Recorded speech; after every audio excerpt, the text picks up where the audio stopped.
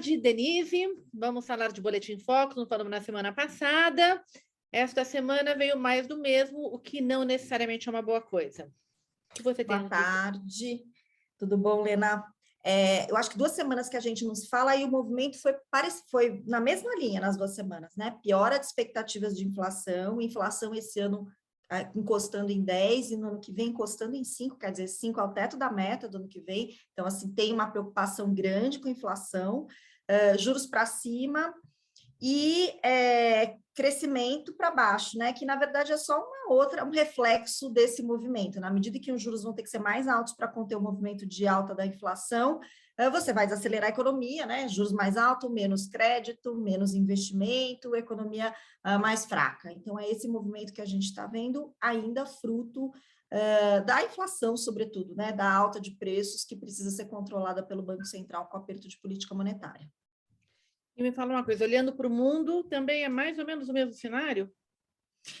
É mais ou menos o mesmo cenário, sim. Inflação preocupando os outros países, uma discussão grande do quanto isso é temporário, o quanto isso é efetivo, né? Então, assim, o que é o caráter temporário? Veio lá um choque, você teve que fechar as fábricas um tempo, isso desestruturou as cadeias globais, os preços dos insumos subiram, e é isso um pedaço que a gente está carregando.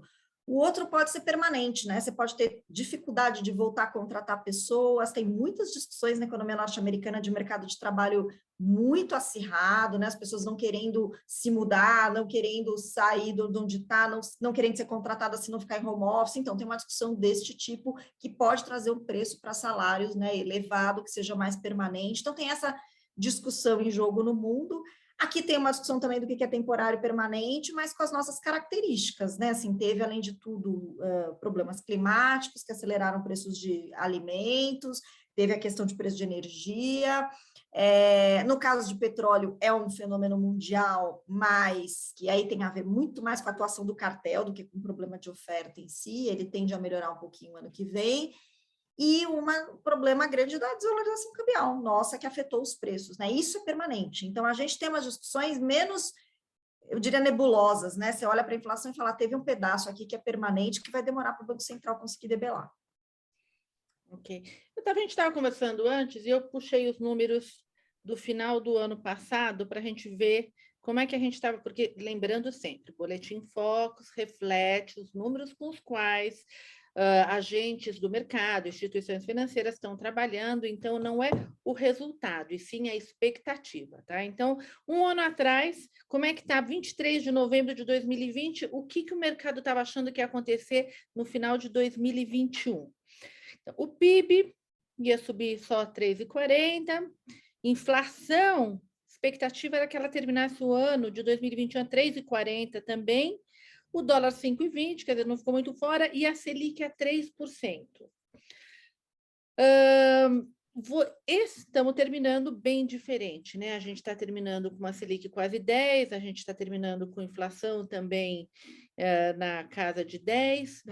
Para o ano que vem, olhando então para 22, o que eu sempre falo, né? Agora não adianta mais olhar como é que vai terminar 21, e sim como a gente está falando em 5% de inflação para o final do ano que vem e 11,25 de 11,25 de Selic no ano eleitoral.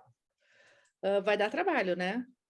Vai dar bastante trabalho, pode ser mais que 11,25, vamos lembrar, né? Porque no fundo é um trabalho grande trazer essa inflação para a meta, com uma inflação ainda alta. Então, acho que é esse o grande dilema do momento, né, Lena? Você tem um governo que gostaria de ter uma situação melhor econômica para facilitar a sua reeleição, né?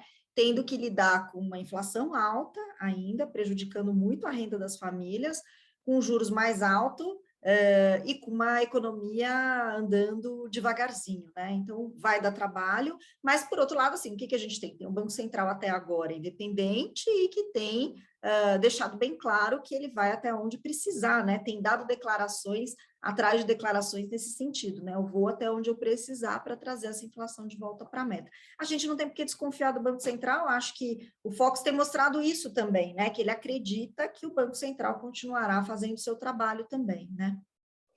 Acho que fica a mensagem aqui, que é o seguinte, a gente tem muita turbulência pela frente, muita indefinição, e a gente tem, vamos dizer assim, o conforto de altas taxas de juros. A gente não tem mais, ou não de maneira tão forte, a opção de ir lá para fora com o dólar no nível que está, com as expectativas de inflação e tudo mais, já não é uma coisa tão simples de fazer. Então, acho que a sugestão pode ficar, vamos olhar para essas taxas de juros que estão dando um conforto, e a gente então pode estacionar um pouquinho nisso e deixar a banda passar, né? É isso Acho mesmo. acho que é por aí, tá bom? Obrigada, Dê. Boa semana. Até mais. Beijo. Beijo, Denise. Beijo, Zé. Vai ser cortado.